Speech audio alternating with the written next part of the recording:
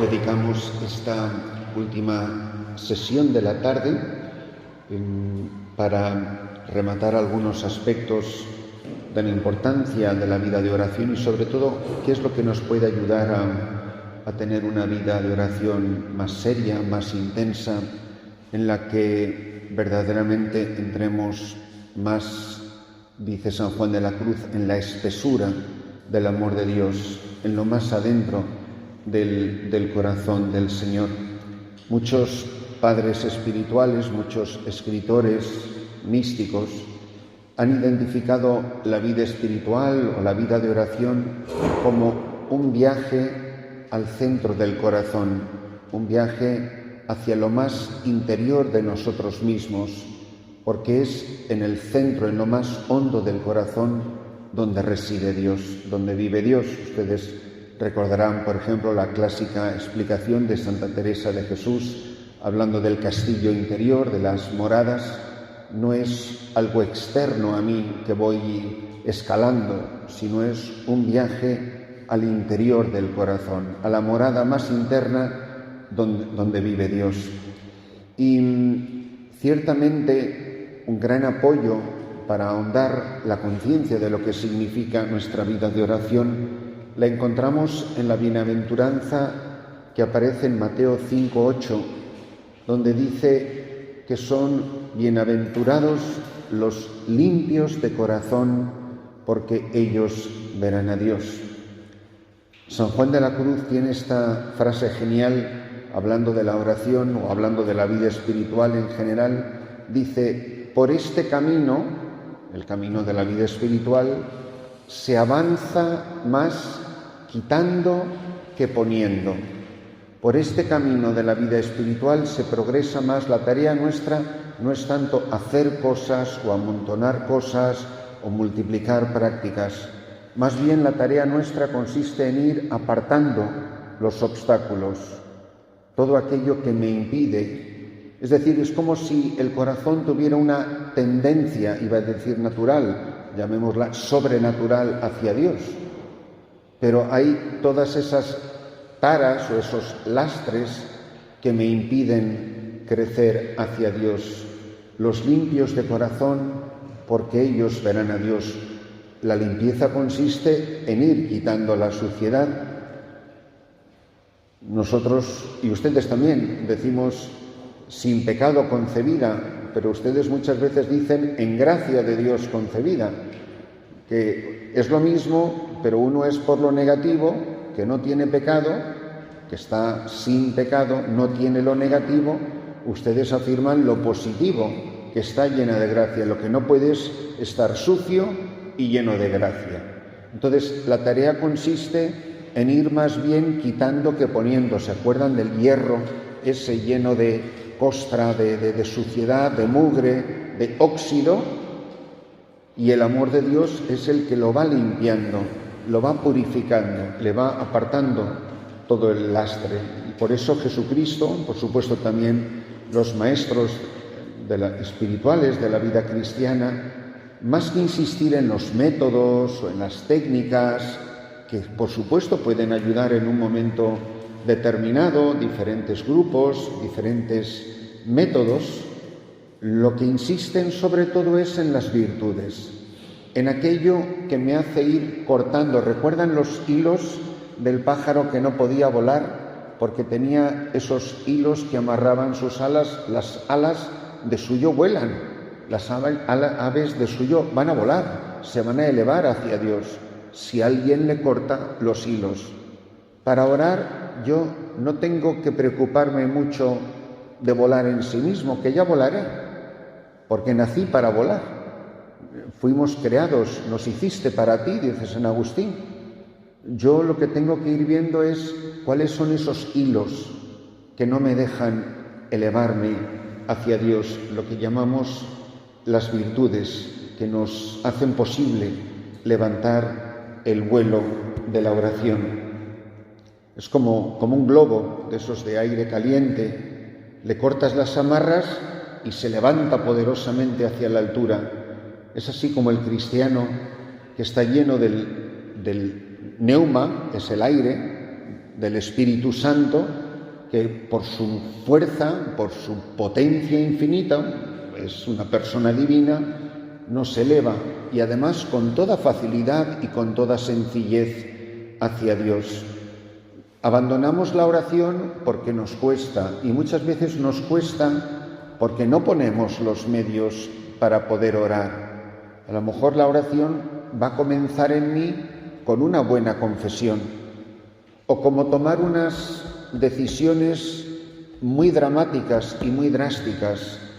Y muchas veces, si somos honestos, hermanos, ya somos todos hombres adultos, sabemos qué decisiones tenemos que tomar. Hay esa oración de la liturgia que dice, no me acuerdo muy bien, pero danos como la luz o la sabiduría para saber lo que tenemos que hacer y la fuerza para cumplirlo, ¿recuerdan, no?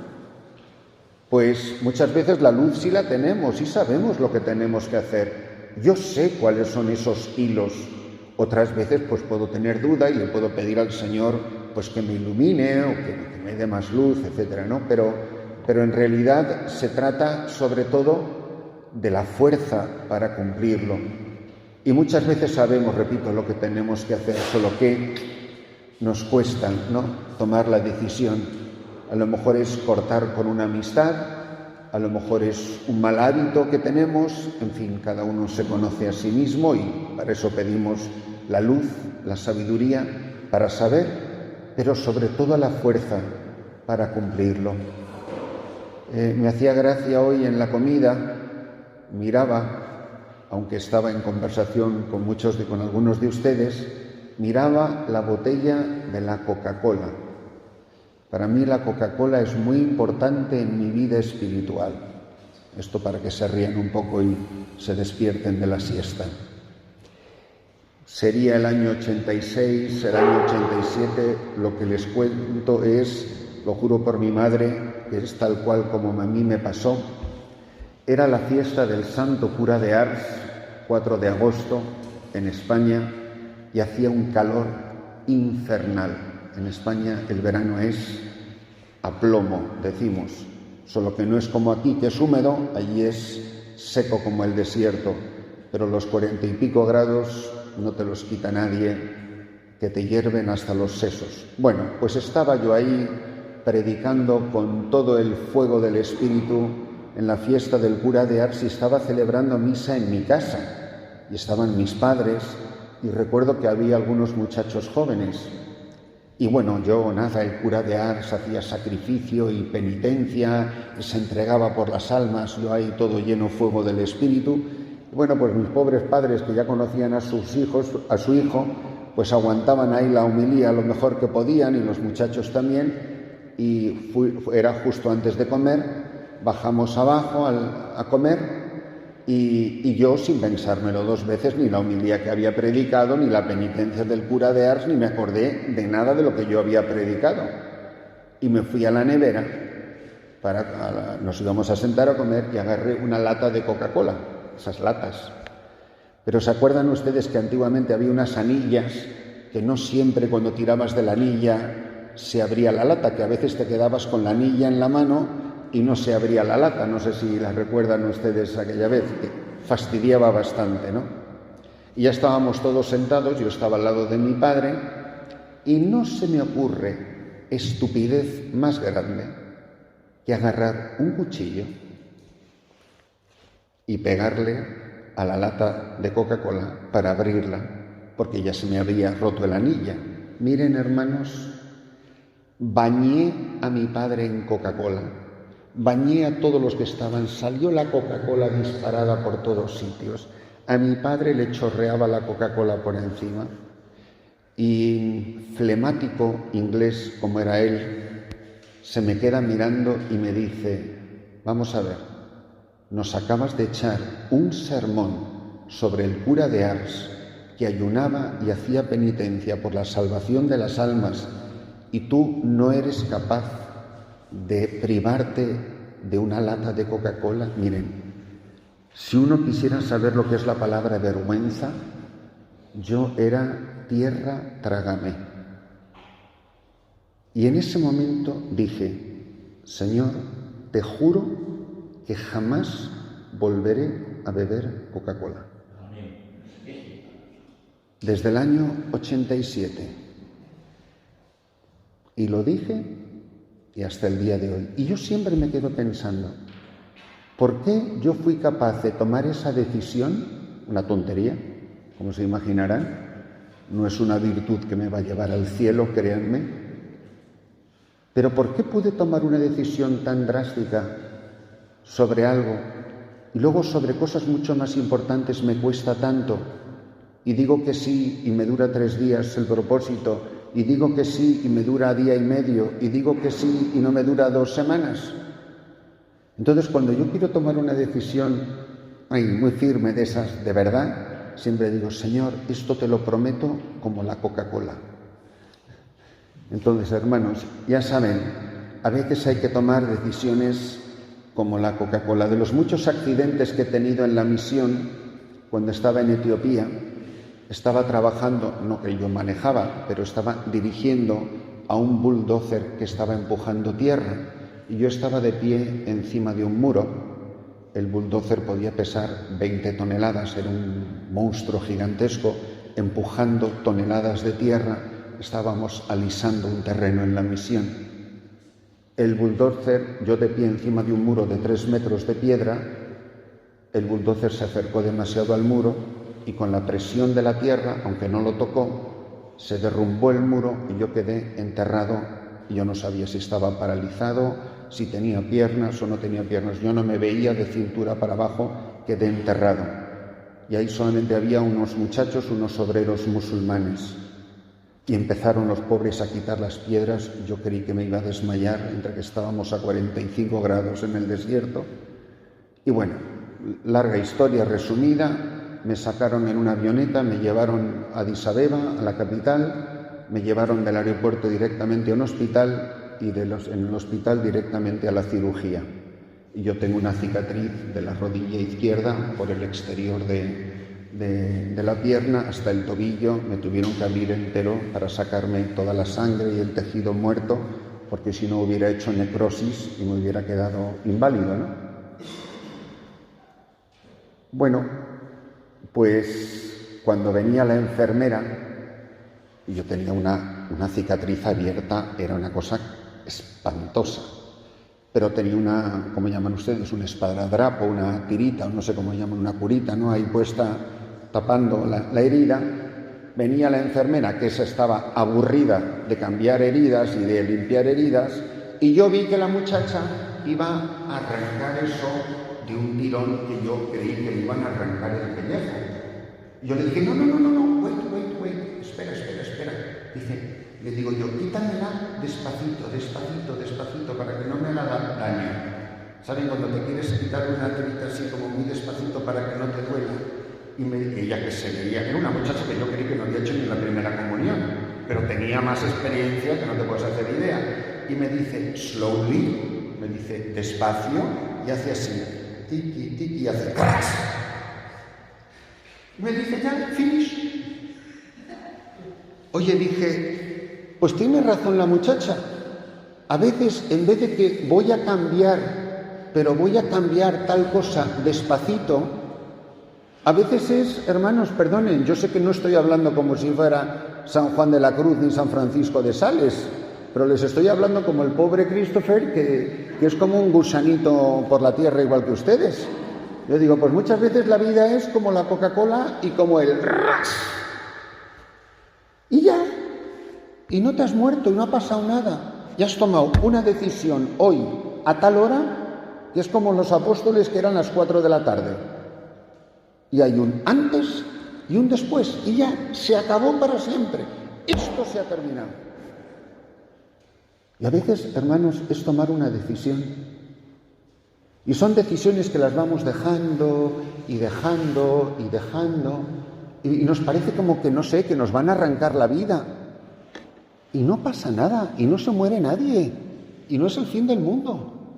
Y muchas veces lo que tenemos que hacer es terminar con algo, quitar algo, arrancar algo de nosotros mismos. Y no es tan difícil. Que nos parece que nos vamos a morir 3 veces seguidas. Y luego dicen, ya se pasó. ¿Era la cosa tan terrible? Pues no.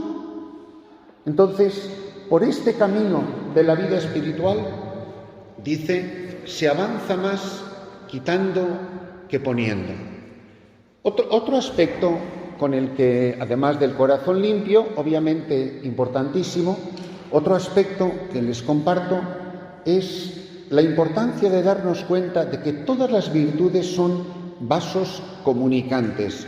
Uno no puede tener mucha vida de oración y vivir una vida de pecado. Es imposible. O el corazón no está limpio o el corazón está sucio. Uno no puede ser estupendo en la fe y un desastre en la caridad. O sea, lo que yo tenga de fe, lo tengo de todas las demás virtudes. Lo que tenga de humildad es lo que tengo de las demás virtudes. Las virtudes todas crecen uniformemente, van todas juntas. Por eso, cuando yo me esfuerzo en una, lo bonito es que cuando me esfuerzo en una, yo no me daré cuenta, pero van creciendo todas las demás. Cuando me convierto en una persona que tiene más caridad, no me doy cuenta, pero voy creciendo en la fe, voy creciendo en oración, voy creciendo en humildad. Y es muy bonito que cuando nosotros hacemos un pequeñito esfuerzo, el Señor nos hace crecer de manera homogénea. Por eso decía una cosa sencillísima, que parece obvio, evidente, Santa Teresa de Jesús. Dice, la primera piedra ha de ser buena conciencia, librarse con todas sus fuerzas de pecados veniales y seguir lo más perfecto. ¡Qué bonito! El comienzo de la vida cristiana, ustedes recuerdan las famosas 7 moradas de Santa Teresa de Jesús. Las 3 primeras forman la vía purgativa. Las 2 segundas, la vía iluminativa. Y las últimas 2, la 6ª y la 7ª morada, la vía unitiva. La vía purgativa, ya lo dice la misma palabra, es irse purgando del pecado. La primera morada son los pecados mortales. Que yo habitualmente no viva en pecado mortal significa que yo ya he pasado la primera morada. Que yo habitualmente no viva en pecado venial, he pasado la segunda morada. La tercera morada, ella en el español de aquel tiempo lo llamaban los apetitos, que traducido a nuestro lenguaje serían los apegos. Cuando uno va creciendo en el combate contra el pecado mortal, contra el pecado venial, contra los apegos, uno va pasando de la vía purgativa a una vida mucho más iluminativa. En los comienzos de la vida espiritual, uno tiene la sensación de que trabaja mucho y consigue muy poco. Ella pone muchos ejemplos diferentes. Uno es regar un campo. Pues oye, si quieres regar un campo, yo he visto a pobres campesinos donde estoy yo, en esas lomas verticales, regando el maíz y lo riegan con cubos. ¿Ustedes se imaginan lo que es cuántos cubos de agua tienes que ir a sacar a un arroyo para regar 4 palitos de maíz? Y luego pues habla del canal, de la noria y al final la lluvia. Es la mejor agua para el campo, no esperan los campesinos que llegue la lluvia para sembrar, es la mejor agua, se riega de la manera más homogénea y a ver qué esfuerzo le cuesta al agricultor la lluvia. Entonces son diferentes modos de realizar la misma tarea. Al principio es mucho esfuerzo, pues imagínense entre ir remando e izar una vela. Pues el barco avanza mucho más rápidamente, con muchísimo menos esfuerzo, con el soplo del viento, que no tener que ir ahí remando uno con la propia barca. Entonces, la primera etapa es la purificación del pecado. Si yo salgo de aquí con una idea clara de firmemente nunca más pecar, confesarme y cumplir la penitencia que me fuera impuesta, como dice la oración, ¿no se imaginan qué gran paso hemos dado en la vida espiritual. Oye, ¿y si yo me tomara en serio lo de tomarme en serio el combate contra el pecado? Porque, hermanos, es muy difícil rezar cuando uno tiene turbio el corazón. Todos lo sabemos. La conciencia es algo terrible y sabemos que por más anestesia que le podemos inyectar a la conciencia, siempre encuentra una manera para gritarnos al corazón de que algo está mal, de que algo está enfermo y que yo quiero cambiar. Y que hay mucha gente a mi alrededor para ayudarme a cambiar, gracias a Dios. Están, por supuesto, en primer lugar el obispo, pero están los hermanos sacerdotes, la gente buena del pueblo de Dios. De verdad que hay mucha ayuda para cambiar. ¿Y cómo no nos van a ayudar los obispos o no nos van a ayudar los hermanos sacerdotes para cambiar? ¿Cuántas vidas de cuántos santos han empezado por una buena confesión? Pero de esas confesiones que dices nunca más, ya saben, la Coca-Cola. En segundo lugar, además de ir quitando lo negativo, tratar de ir creciendo en las virtudes. Muchas veces nos cuesta la disciplina. Yo creo que uno de los problemas que tenemos todos los sacerdotes, yo absolutamente el primero, no sé ustedes, pero yo viví en un seminario donde el régimen de disciplina era bastante estricto. Yo no sé cómo será aquí, bastante estricto, ¿eh? O sea, si tú sabías qué hora del día era, tú sabías dónde tenías que estar. Y si a esa hora no estabas en tal sitio, estabas en el sitio equivocado. O sea, no había tu tía, vamos. Y así 8 años. Pero tú te ordenas de sacerdote y al día siguiente no suena ninguna campana, no hay ningún formador y no hay nada de nada. Estás tú solo en tu casa. Ahora, cuando uno lleva 8 años acostumbrándose a bajar a laudes porque ha sonado el timbre y de repente no suena el timbre, pues acabamos siendo como los perros de Pavlov, que como no sonó el timbre, pues no bajé a laudes. Entonces, todo ese armazón del seminario, que me parece absolutamente necesario, a mí me hizo mucho bien, porque me hizo adquirir una serie de hábitos. Sin embargo, para muchos de nosotros han podido ser andamios. Miren, yo no estaba aquí cuando se construyó este auditorio, pero estoy seguro que cuando se construyó con andamios.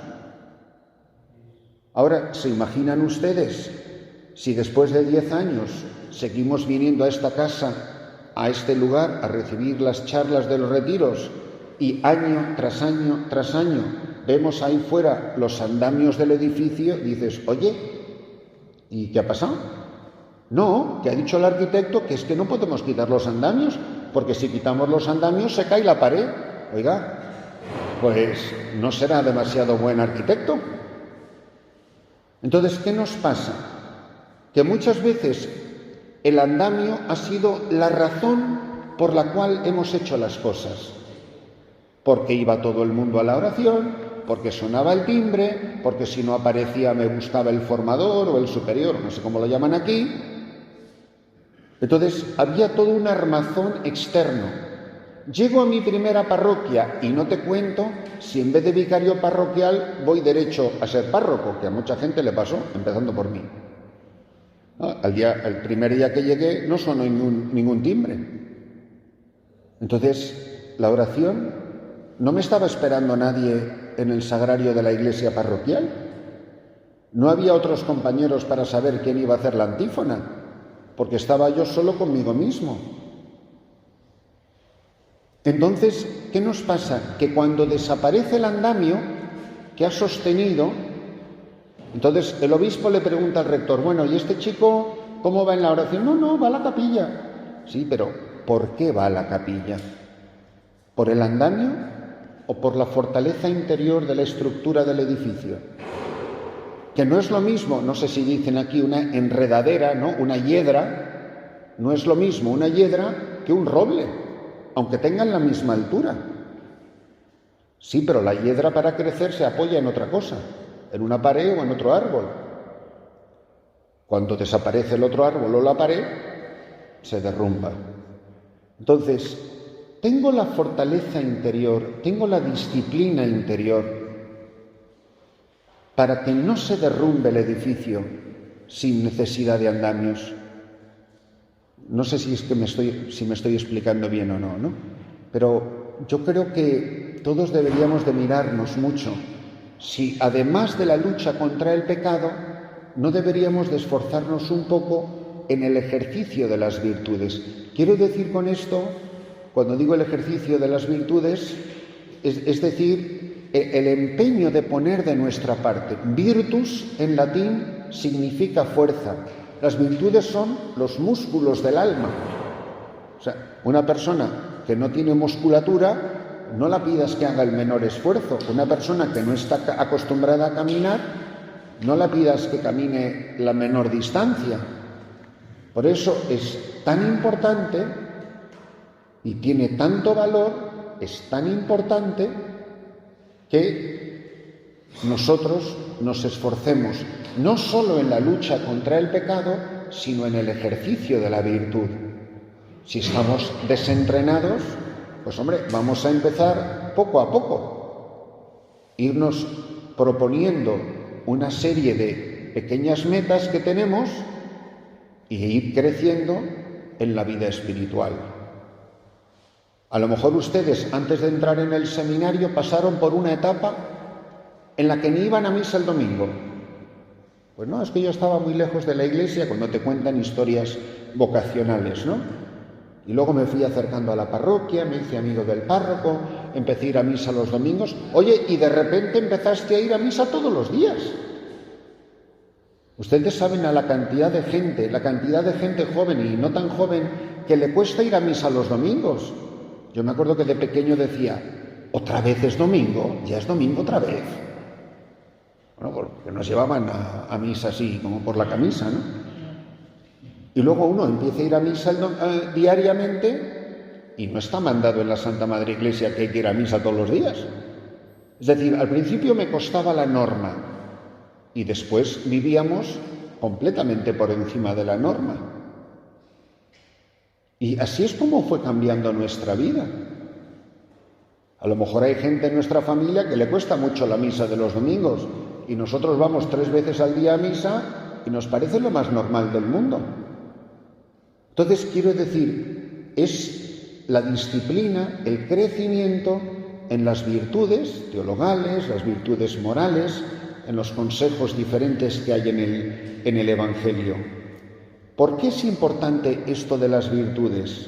Pues porque no todo el que dice Señor, Señor, entrará en el reino de los cielos, ni llegará a tener vida de oración, sino el que hace la voluntad de mi Padre que está en los cielos. Mateo 7:21. Santa Teresa, en la 7ª morada, en la cumbre de la vida espiritual, decía: no pongáis vuestro fundamento solo en rezar y contemplar, porque si no procuráis virtudes y ejercicio de ellas, siempre os quedaréis enanas. ¿Se acuerdan de nuestros enanitos? Se quedarán enanas. Primero, la lucha contra el pecado. Segundo, el crecimiento en las virtudes. Tercero, el amor al prójimo. Es importantísimo para la vida de oración y para la vida espiritual.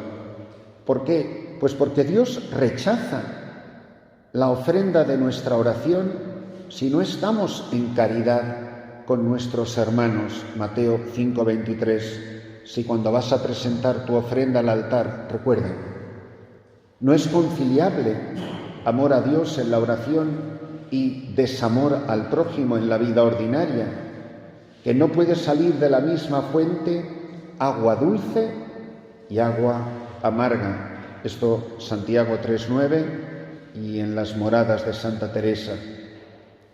Recordamos las palabras de San Agustín en la Patrología Latina: en vano me honra la cabeza, en vano me honras, te dice la cabeza desde el cielo, como si alguien pretendiera besarte la cabeza pisándote los pies. Me honras por arriba y me pisas por abajo. y es mayor el dolor por lo que pisas que la alegría por lo que honras. Que amor a Dios y amor al prójimo que van de la mano. El amor al obispo, el amor a los sacerdotes, el amor a las gentes que se nos han confiado, que este hombre es el hombre de la caridad, el hombre del corazón más grande, el hombre que vive entregado y dado a los demás. Por eso es imposible la unión con Dios sin el ejercicio de virtudes y el amor a los hermanos. Esto era típico de los herejes, los gnósticos, los alumbrados, los pietistas. ¿Y cuántos grupos caen en estos mismos errores? Dice San Juan de la Cruz en el Cántico Espiritual, para hallar a Dios de veras, no basta solo orar con el corazón y la lengua, sino que también con eso es menester obrar de su parte lo que en sí es. Muchos no querrían que les costase Dios más que hablar, y aun eso mal, y por él no quieren hacer casi nada que les cueste algo. Hay algo tan sencillo como la cultura del esfuerzo, hermanos. Muchas veces nuestro problema no es de no saber lo que tenemos que hacer, sino que nos cuesta mucho el esfuerzo de hacerlo. He traído la introducción a la cuarta parte del catecismo. Recuerdan cómo está dividido en 4 partes: lo que creo, el credo, esa fe que profeso la celebro, la segunda parte que no son los sacramentos, esa fe que celebro se traduce en la norma de mi vida, la tercera parte que son los mandamientos, y la cuarta parte que está dedicada a la oración, ¿no? Esencialmente, por supuesto, al Padre Nuestro. Y leo lo que dice en la introducción. Este es el misterio de la fe. La Iglesia lo profesa en el símbolo de los apóstoles, que es la primera parte, y lo celebra en la liturgia sacramental, segunda parte, para que la vida de los fieles se conforme con Cristo en el Espíritu Santo para gloria de Dios Padre. Tercera parte, los mandamientos. Por tanto, este misterio exige que los fieles crean en Él, lo celebren y vivan de Él en una relación viviente, personal con Dios, vivo y verdadero. Y esta relación con Dios, dice el Catecismo, es la oración. Y pregunta, me parece es la cosa más bonita que yo he leído en mi vida sobre la oración. Dice, ¿qué es la oración? Y comienza con una cita de Santa Teresa del Niño Jesús. Para mí la oración es un impulso del corazón, una sencilla mirada lanzada hacia el cielo, un grito de reconocimiento y de amor, tanto desde dentro de la prueba como en la alegría. Y sigue diciendo, la oración es como don de Dios. La oración es la elevación del alma a Dios o la petición a Dios de bienes convenientes, dice San Juan Damasceno. Y pregunta el Catecismo, qué cosa tan bonita, y miren si tiene que ver con lo que decíamos al comienzo. Dice el Catecismo, ¿desde dónde hablamos cuando oramos? ¿Desde la altura de nuestro orgullo y de nuestra propia voluntad o desde lo más profundo de un corazón humilde y contrito? El que se humilla es ensalzado. Por eso dice el Catecismo, la humildad es la base de la oración. Nosotros no sabemos pedir como nos conviene, Romanos 8. La humildad, dice San Agustín, citando en el Catecismo, es una disposición necesaria para recibir gratuitamente el don de la oración. El hombre, qué cosa tan bonita, el hombre es un mendigo de Dios. En la oración me convierto en un mendigo de Dios. Recuerden las palabras, y sigo citando al Catecismo, de Juan 4:10 a la samaritana: si conocieras el don de Dios. La maravilla de la oración se revela precisamente allí, junto al pozo, donde vamos a buscar nuestra agua. Allí Cristo va al encuentro de todo ser humano. Cristo es el primero en buscarnos y el que nos pide de beber. Jesús tiene sed. Su petición llega desde las profundidades de Dios que nos desea. La oración, fíjense qué cosa tan preciosa, la oración, sepámoslo o no, es el encuentro de la sed de Dios y de la sed del hombre. Dios tiene sed de que el hombre tenga sed de Dios. Es la cosa más bonita que he leído en mi vida, vamos. Tú le habrías rogado, sigue el catecismo citando la palabra de Dios, y él te habría dado agua viva. Nuestra oración de petición es paradójicamente una respuesta a la queja del Dios vivo. A mí me dejaron manantial de aguas vivas para hacerse cisternas agrietadas. Respuesta de fe a la promesa gratuita de salvación. Respuesta de amor a la sed del Hijo único. Orar, hermanos, en definitiva, es reconocer que Jesús se ha sentado en el brocal del pozo de mi corazón. Que en lo hondo del pozo de mi corazón, ahí está sentado Jesús. Y cuando yo voy a rezar, le digo: Señor, tengo sed de ti. Y antes de que tú me digas tengo sed, Jesús me está diciendo a mí: yo tengo sed no de tu agua, sino de tu sed.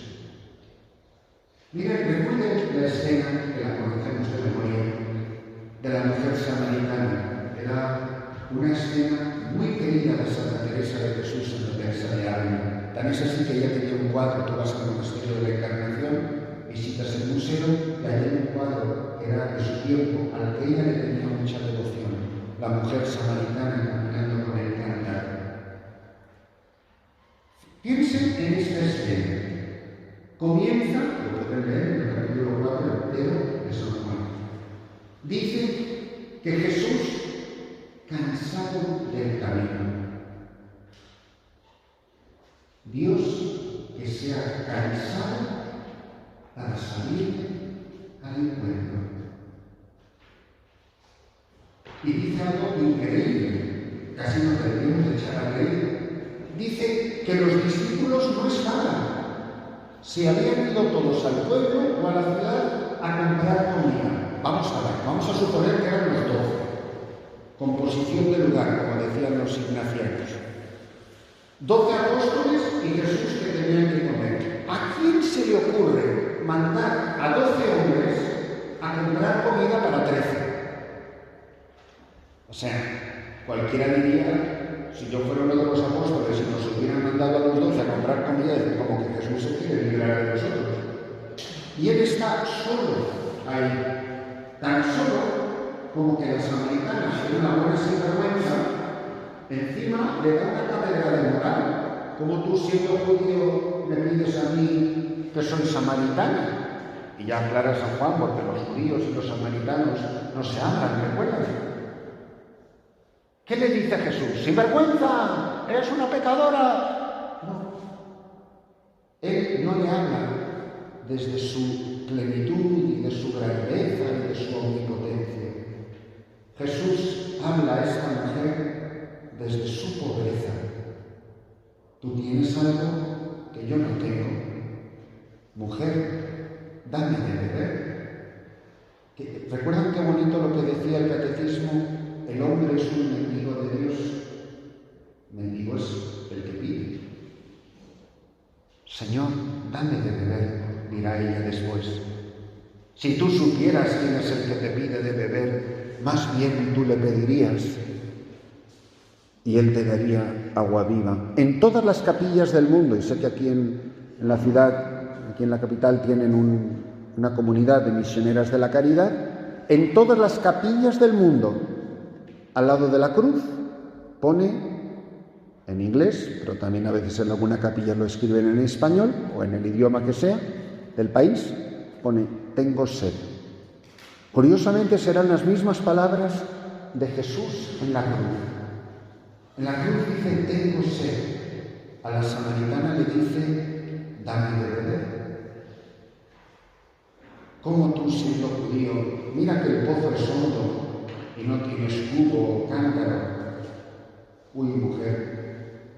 Pero lo que está diciendo ella es extraordinario, porque obviamente a Jesús no le importa ni el agua ni el pozo. Lo que le importa es el corazón de esa mujer. Más bien tú le pedirías y él te daría agua viva. Señor, dame siempre de esta agua. Yo experimento como hombre, como creyente, como cristiano, como sacerdote, yo siento esta sed del Dios vivo. Estoy cansado de beber agua sucia que no quita la sed del corazón y que deja tanta insatisfacción dentro de mí. Pues hermanos, que hagamos un alto en el camino, que aprovechemos esta noche de adoración al Santísimo para que hablemos de corazón a corazón con Él, porque Él siempre está sentado en el brocal, en el borde del pozo. Él está ahí siempre. Cuando yo no me doy cuenta que Él está sentado junto a mi corazón esperándome, porque no es ella la que le encuentra a Él, no es ella la que va buscando a Jesús, como no somos ni tú ni yo los que vamos buscando al Señor. Es Él el que me ha buscado, es Él el que me ha encontrado, es Él el que siempre tiene la iniciativa en la vida espiritual. Pero Él siempre está sentado a la orilla del pozo de mi corazón, esperándome. No para revelarme su agua, sino primero y ante todo para revelarme su sed. Dios tiene sed de que yo tenga sed de Él. Pero para poder beber agua viva, hermanos, hay que dejar de beber agua sucia. Que Dios no puede llenar lo que está lleno, solo lo que está limpio y vacío. El corazón limpio es un corazón vacío. Él solo pide que tenga limpio el corazón. Miren, por más agua limpia que echen en un cubo de agua medio sucia, toda el agua se corrompe. A mí me toca limpiar el cubo, nada más, que ya llenarlo es tarea suya. Unos dicen que darán culto aquí y otros allá, pero llega el momento, mujer, en que darán culto en espíritu y en verdad. Es el Espíritu, el agua viva. Si supieras quién te pide de beber, Él te colmaría con el Espíritu Santo, con el agua que da la vida. ¡Qué grandeza hay en todo esto! Hay otra escena que quizá nos puede ayudar, trato de resumirla para no excederme demasiado en el tiempo, pero que puede ser un buen remate para todo esto que estamos hablando. A mí es una escena del Evangelio que me ha dado mucho consuelo en momentos muy oscuros y muy difíciles de mi vida. Lo comparto como amigo y como hermano con ustedes. Es la escena donde Jesús entra, recuerdan, a comer a casa de Simón el fariseo. Recuerdan aquella escena, ¿verdad? Créanme que lo menos que tenía interés Jesús era en comer. Su problema no era la alimentación.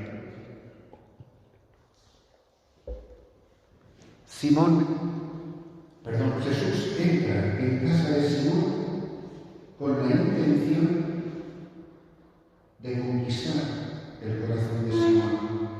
El problema de Simón el fariseo es que pensaba que era fantástico, que era buenísimo. Era fariseo, era uno de los principales de la ciudad. Su vida era públicamente ejemplar y se sientan a comer. Y enseguida Simón, que no tiene interés ni en la salvación de Dios, ni en la conversión de su corazón, ni nada de nada, le juzga a Jesús y le condena. Uy, ¿qué clase de rabí es este que no se lava las manos? ¿Recuerdan? Y le juzga en su corazón, aunque no lo dice. Si este fuera profeta, tendría que cumplir con las abluciones, estas abluciones de la pureza, purificación, ritual o como se llamara aquello. Y Jesús sabe lo que está pensando el corazón de este hombre, que se tiene por tan bueno y tan poco necesitado de salvación. Y le dice Jesús a Simón: te voy a contar un cuento. Había dos deudores, uno debía mucho y otro debía poco. El hombre perdonó a los dos deudores. ¿Cuál de los dos le amará más? Y contesta Simón: supongo que aquel a quien le perdonó más. Y le dice Jesús: has pensado bien. Pero desde que entró Jesús había una ramera, una prostituta, una mujer de mala vida, sentada a sus pies. Y Simón le juzga, como permite que esa mujerzuela de mala vida, que no estaba invitada a la comida, esté ahí junto a él. Y le dice Jesús: Simón, ¿ves esta mujer? Porque Simón ha pensado: si este fuera profeta, debería de saber qué clase de mujer es. Y dice dos puntos: una pecadora. La ha sentenciado. Ha definido a esta mujer por su pecado. Yo seré un pecador, pero a mí no me pueden definir como sacerdote por mi pecado. A mí no me pueden definir en la parroquia, ni en la calle, ni como cristiano por mi pecado. Porque seré un pecador, pero yo soy mucho más que mi pecado. Él la llama pecadora. Jesús no dice: Simón, ¿ves esta pecadora? No. Dice: ¿ves esta mujer? Literalmente la misma palabra que usa para hablar de su madre. ¿Ves esta mujer?